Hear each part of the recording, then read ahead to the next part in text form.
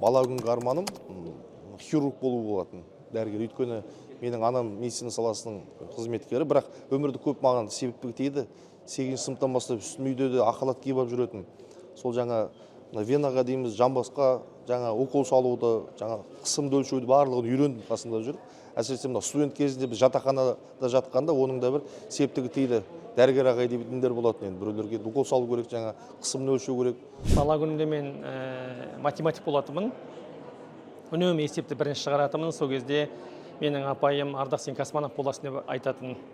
Енді ғарышкер болғам жоқ, бірақ 3 мәрте әлем чемпионы болдым ғой. Ол да мен үшін бір үлкен меже. Анамның дұғасы қабыл болды, өйткені спортқа алғаш анам алып барған кезде Жақсылық атамыз сияқты олимпиада чемпионы болсын деп армандаған екен. Енді қазіргі арманым шамам жеткенше тірі болсам, осы еліме қызмет етсем деген армандамын. 9-ші сыныптан бастап ауылдағы бір іс-шараны мектепте өтеді ғой, бір күзгі бал. Соны бір аудандық газетке жазған мақала қылып, соңғы бетіне шықты. Астында Мақсат Толықбай деп фамилияң тұрған, енді қуанышында шегі жоқ ананы көрген. Содан бастап бір журналистика қызығушылық оянды менен. Son 1-2 жылда маған ауданның штаттан тілші деген бір көрсетке берді, мектепте оқып жүрген. Соны алып менің қуанышымда шегі жоқ. Осы бағытта одан кейін журналистикаға түстік қой, келіп бастап осылай басталды. Бала күнгі арманы енді жақсы оқу. Мен мектепте алтын белгіге оқыдым. Бірақ өкінішке орай алтын белгі ала алмадым. Ол кезде тәртіп мүлдем басқаша еді. Бірақ мектепті 5-ке оқыдым. Тіпті мен жақында қызым аттестатта 9-ші сыныптағы куәлікті көріп, кіл 5 екенін көріп, олар таңғалған кезі бар. Сондықтан менде алтын белгі, сол алтын белгі менің арманым болды. Бірақ әжеме рахмет. Менің әжем сондай өзі қарулы, ашаршылықты көрген, бүкіл қиындықты көрген.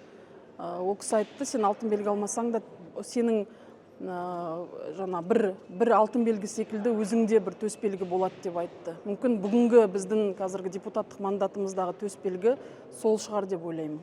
Базарда картоп бағасы мен соңғы рет барған кезде бір апта бұрын 370 болған. Ненің сәбіздің бағасы 400 теңге болған. Енді ол баға әртүрлі уақытта құбылып тұрады. Бүгін арзан болуы мүмкін, ертең қымбат болуы мүмкін. Енді осы бағаны білем. Бір апта бұрын барған кезде.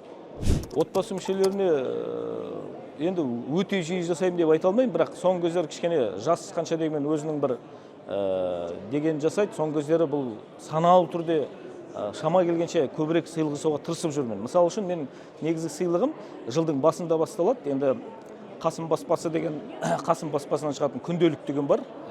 Көрдіңіз бе, соңғы бірнеше жыл бойы, мысалы үшін жылдың басында жұмысын жақсы жоспарлап жүру үшін балаларыма, өзім үйімдегі жолдасыма бәріне сол күнделіктен бастаймын.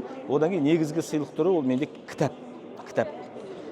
Сосын енді жылына бір рет те болса отбасымызбен демалысқа бірге шығуға тырысамыз. Менің енді сыйлық түрлерім болса, сондықтан міндетті түрде бір айтыр көңіл бөліп сыйлық жасауға тырысатын боламын. Былай айтайын сізге, сыйлықты жиі алам деп айта алмаймын. Себебі қазіргі таңда жас отбасы ретінде біз барлық қаражатымызды үй алуға, немесе басқа бір баспана алуға жұмсаймыз да, сондықтан бір сыйлықты бір кейінге қалдырып отырмыз. Болашақта сыйлықты бір толып асып-тасып қанда болмаса, қазір сыйлық алу бір қатты. Яғни парламент мәжілісі депутатының жеке баспанасы жоқ. Жеке баспанасы жоқ.